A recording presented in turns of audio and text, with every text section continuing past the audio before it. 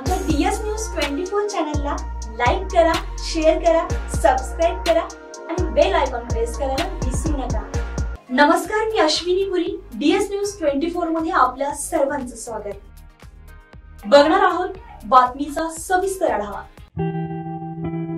राज्याच्या राजकीय वर्तुळातून दुःखद बातमी समोर आली आहे। काँग्रेसचे ज्येष्ठ नेते आणि नांदेड लोकसभा मतदारसंघाचे खासदार वसंत चव्हाण यांचे वयाच्या 64व्या वर्षी निधन झाल्याची दुःखद बातमी समोर आली आहे। त्यांच्यावर हैदराबाद येथील किम्स हॉस्पिटलमध्ये उपचार सुरू होते।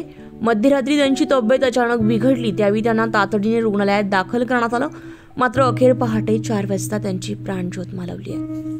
काही दिवसांपूर्वीच नांदेडचे खासदार वसंत चव्हाण यांची प्रकृती अचानक खालावली होती, त्यामुळे त्यांना तातडीनं रुग्णालयात दाखल करण्यात आलं होतं। हैदराबाद येथील किम्स हॉस्पिटलमध्ये त्यांच्यावर उपचार सुरू होते।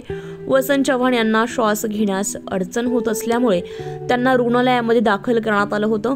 तसेच त्यांना लो बीपीचाही त्रास होत होता। मध्येच त्यांना अस्वस्थ वाटू लागलं, त्यामुळे कुटुंबियांनी त्यांना सुरुवातीला नांदेड येथील रुग्णालयामध्ये दाखल केलं। काही काळ तिथे उपचार घेतल्यानंतर डॉक्टरांच्या सल्ल्यानं वसंत चव्हाणांना हैदराबाद येथील रुग्णालयामध्ये उपचारासाठी एअर ॲम्ब्युलन्सनं हलवण्यात आलं होतं, परंतु त्यांनी उपचारादरम्यानच अखेरचा श्वास घेतला, त्यामुळे नांदेड जिल्ह्यावर शोककळा पसरली आहे। वसंत चव्हाण खासदार होण्याआधी महाराष्ट्र विधानसभेवर अपक्ष म्हणून निवडून गेले होते। त्यांनी नायगाव विधानसभा मतदारसंघाचं प्रतिनिधित्व केलं होतं। त्यांनी 2014 मध्ये काँग्रेसमध्ये प्रवेश केला होता।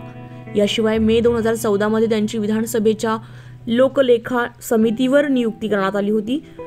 ते जनता हायस्कूल आणि ॲग्रीचे अध्यक्षही होते। नांदेड जिल्ह्यामध्ये 2009 साली नायगाव विधानसभा मतदारसंघाची नव्यानं निर्मिती झाल्यानंतर या मतदारसंघाचे पहिले आमदार वसंतराव चव्हाण ठरले।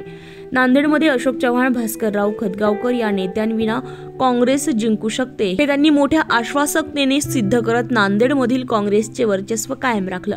वसंत चव्हाण 1978 साली आपल्या नायगाव या गावचे पहिल्यांदा सरपंच झाले। त्यानंतर त्यांनी जिल्हा परिषदेवरही काम केलं।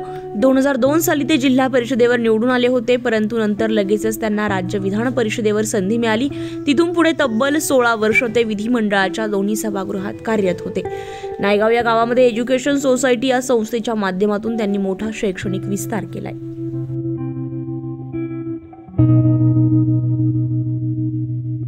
डीएस न्यूज 24 साठी अश्विनी पुरी, नांदेड। अशाच नवनवीन घटना घडामोडी पाहण्यासाठी पाहत रहा डीएस न्यूज 24। तोपर्यंत मी अश्विनी आपली रजा घेते। नमस्कार।